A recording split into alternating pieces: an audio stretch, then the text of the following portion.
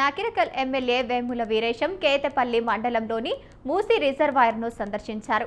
ఈ సందర్భంగా కుడి కాలువ గేట్లను ఎత్తించి సాగు అవసరాల కోసం నీటిని దిగువకు విడుదల చేశారు.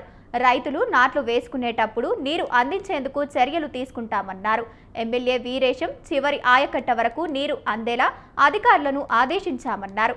ఈ ప్రాజెక్టు ద్వారా 2 సార్లు 60,000 ఎకరాలకు సాగునీరు అందించవచ్చని ఆయన పేర్కొన్నారు. ముఖ్యమంత్రి దృష్టికి ఈ విషయాన్ని తీసుకెళ్లే అవసరమైతే నిధులను తీసుకొచ్చి ప్రాజెక్టును మరింత అభివృద్ధి చేస్తామని తెలిపారు. నకిరకల్, కేతపల్లి మండలాల్లో కొన్ని గ్రామాలకు ప్రస్తుతం నీరు అందకపోవడం బాధాకరమన్నారు. తక్షణమే అలాంటి ప్రాంతాలకు కూడా నీరు అందించే చర్యలు తీసుకుంటామని భరోసా ఇచ్చారు. ప్రతి సంవత్సరం కూడా ఈ మూసి ఎండిపోయినటువంటి దాఖలాలు లేవు. ఉంటే కూడా ఒకటే అరా తప్ప మూసి ఎప్పుడు కూడా ఎండిపోయినటువంటి దాఖలాలు లేవు.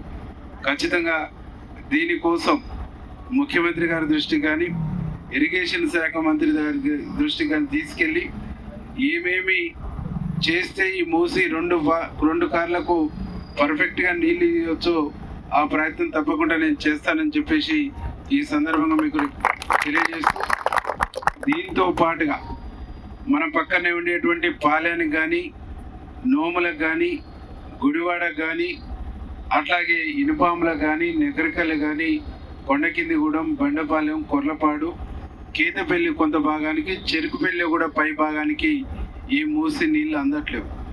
కాబట్టి ఇక్కడి నుంచి ఏదన్నా మార్గంలో తీసుకొని పోయి నకిరకల్లో ఉండేటువంటి ఎస్ఎల్బిసి కెనాల్లో ఈ నీళ్లు పోస్తే దాని ద్వారా మిగతా చెరువులు, కుంటలు నిండటానికి అవకాశం ఉంటుందేమో అనేటువంటి కూడా ఆలోచన చేస్తూ ఉన్నాం. మూసి నిండుద్ది కాబట్టి మనకు ప్రతి సంవత్సరం కూడా ఈ మూసి ఎండిపోయినటువంటి దాఖలాలు లేవు. ఉంటే కూడా ఒకటే అరా తప్ప మూసి ఎప్పుడు కూడా ఎండిపోయినటువంటి దాఖలాలు లేవు.